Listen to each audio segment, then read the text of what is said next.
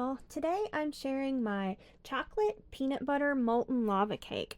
This is so delicious. It literally tastes like something you would get at a restaurant, and it is super easy and quick to make, and you don't even need any special equipment to make it. To start, we need to line a muffin pan. Today we're just using a regular size muffin pan, but you can also use the Texas size muffin pan and line it with the jumbo cupcake liners.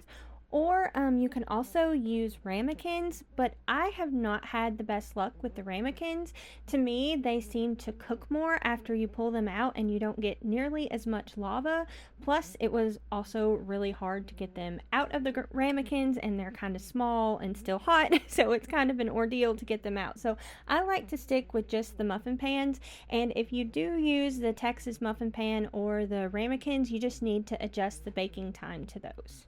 Now to a microwave safe bowl, we're going to add in a stick of butter cut up into small pieces and also 4 ounces of chocolate chips. And we're going to heat that up in the microwave in 30-second intervals until it's completely melted. Be sure and stir it each time after the 30 seconds. That way you keep the chocolate chips from burning. And I believe I cook mine for about 1 minute generally, and then if they're still not completely melted, I'll do it for like another 15 to 30 seconds. But you just want to be careful and not overcook it, that way that your chocolate chips don't burn. Now that that's completely melted, we're going to add in a cup of powdered sugar and mix that in.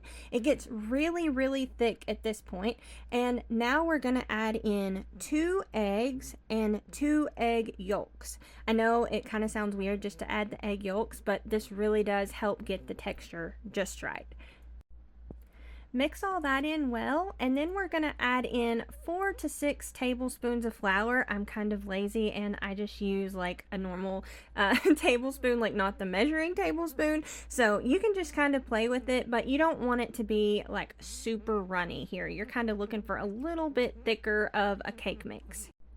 Now we are all ready with the batter, and we just need to fill it in the muffin cups. I generally try and fill mine about 3/4 of the way full.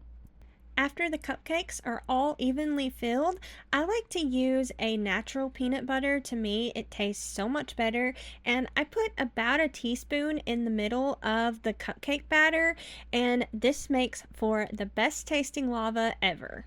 I like to cook mine in my air fryer convection oven. Since it's such a small pan, it kind of seems silly to heat up the big oven. So I cook mine in the standard muffin pan at 350 degrees for about 6 minutes. Then I turn it and bake it for another 5 minutes, and that seems to work great.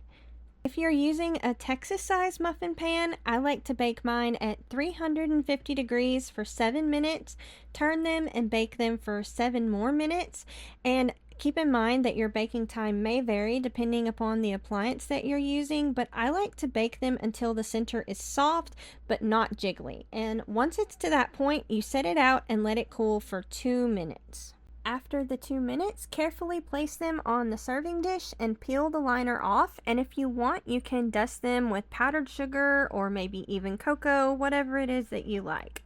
Or you could even do a peanut butter drizzle. That would look really pretty too. The recipe with all of the measurements will be on my blog.